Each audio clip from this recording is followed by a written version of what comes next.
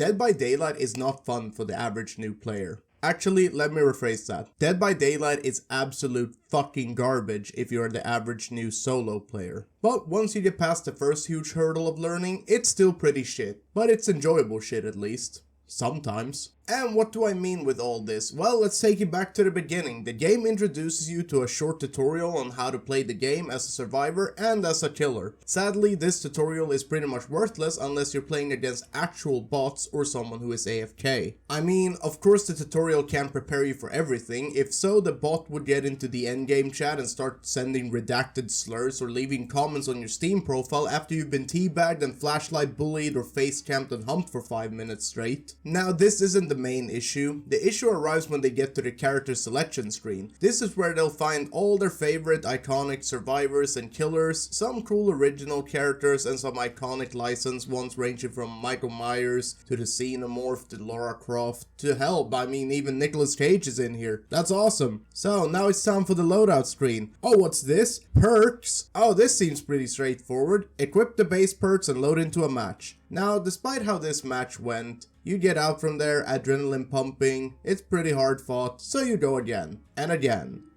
and again.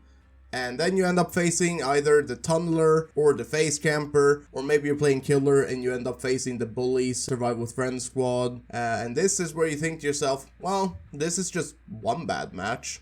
Oh boy, do I have something to tell you. So now Newbie has played some and realized there seems to be a lot of perks in this game with a lot of different utilities. So Newbie goes on YouTube and searches Dead by Daylight perks. You scroll down and you find the legend Otsdarva and his video, all 146 survivor perks explained and tier listed. And you know, it's only 3 fucking hours. What are we in fucking school again? No shade thrown at Ots at all. I think he's goated and I even watched these videos myself, and I think that everyone should. But isn't it crazy that to fully grasp and understand the game's perk system and what everything does, you need a 3-hour TED talk to even begin to grasp the complexity of this game? Though it is time to give credit where credit is due, Behavior did implement this game manual in-game, which I doubt most people use or read at all, but it does cover some of the more basic words and basic terminology that are used in-game, but I've yet to meet a friend who's actually gone in and read all of it. But back to the perks. So now you watch the video for 3 hours and at least you know some survivor side of perks now, so now you want to put together a build. This is where the second problem comes in. I'm gonna use my current build as an example as it's not too egregious. So I want to use Sprint Burst, so I need Meg Thomas. I want Alert, so I need Feng Min. So good so far. I want Vigil, cause it seems helpful.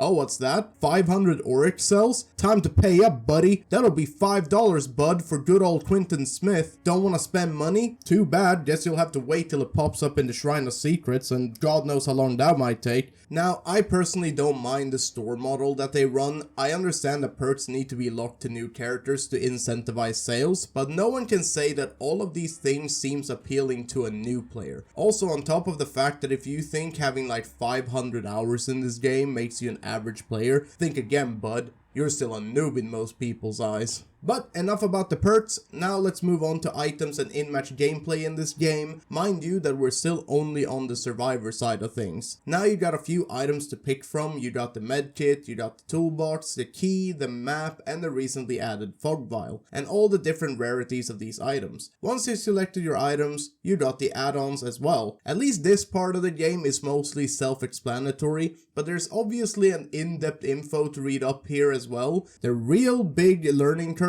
comes when you gotta learn every killer's strengths and weaknesses, including their killer powers and figuring out what perks they are running and what add-ons they have brought. This is where most people will hit the learning curve wall, because there is such a vast sea of things to know and identify on both sides while you play that unless you're willing to sit through another video, but this time it's about the killer add-ons and it's 8 hours instead of 3, it is worth it though, trust me. You will simply have to just go again and again and again and again until you slowly start learning these things. As for the killer side, you'll experience much of the same frustrations. Perks need to be unlocked by prestiging other killers. Some vital perks might need to be bought in the Shrine of Secrets or through licensed killers, meaning you'd have to spend money. And each killer has its own unique killer power and a set of add-ons to either tweak some durations or certain abilities or outright change the playstyle of the killer as a whole. This is all knowledge you won't find by just playing the game, so a lot of this game for a new player is research. And I've always found it discouraging to invite a new friend because once they hit the MMR wall, they have to start studying to improve their gameplay. Obviously, the best thing you can teach new player is to always write GG easy and perhaps some redacted words after a hard fought match. Throw in some teabagging or hitting a survivor on the hook as well, because DBD is known for its extremely wholesome and tight-knit and friendly community, so someone's gotta play the villain to even it out.